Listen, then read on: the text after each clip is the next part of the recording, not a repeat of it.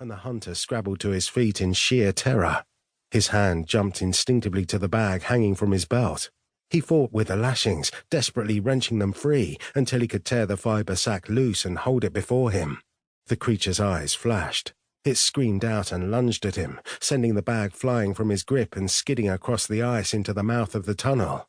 With the creature's frenzied screeching ringing in his ears, the hunter dropped to his knees and scrabbled after it, dragging himself in through the narrow folds of rock. The cold seeped up into his palms, then the gut-churning stench of putrefying meat wafted in from behind him. Pain erupted in his ankles and panic took hold. He screamed out, struggling as unseen teeth hacked into his flesh and stripped the strings of muscle from his bones.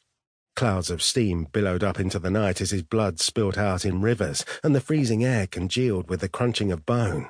As the world began to fade, he reached forward and dug his fingers into the surface of the ancient stone.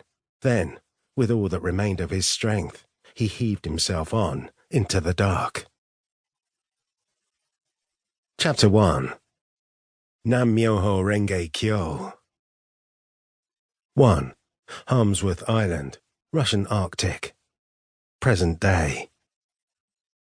Starshina Alexander Koikov ground the gearshift lever into neutral and brought the forklift juddering to a halt. It was mid-morning and just below freezing. In the new silence, he wasted no time lighting a papirosa and taking a long drag. As the tar-heavy smoke tripped from his nostrils, he traced a finger across his scar. The rest of his jaw was covered in coarse, week-old stubble.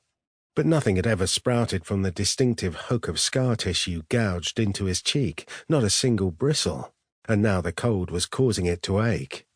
It was 2 months since his detachment had been posted to the Albanov icebreaker. As far as Koikov was concerned, being a member of Department V could be the best job in the world. Could be. His squad's last rotation had been to Chechnya, where he had spent 3 months dispatching prominent Chechen rebels and almost having his balls blown off by a sniper in the process. The proudest day of his life was when he had been promoted from sergeant to starshina at the end of that tour, but this new detail, working security on some pampered gas tycoon's boat in the high Arctic, it was a sentence, not a sortie. It was dull as shit. He pushed the collar on his jacket up around his chin and tugged at his knit cap, stretching it down over the tops of his ears. And what about his men? Like him, they were no ordinary soldiers. They had all endured the same selection program, the brutal interrogation exercises, the endless forced marches and nighttime parachute jumps, and they had all seen their share of action since. From long experience, Koikov knew that charging men like his with tycoon babysitting was a gamble. Hardened, well-trained and well-disciplined they may have been, but they were also human. Humans got bored. Bored humans got sloppy, elite or not.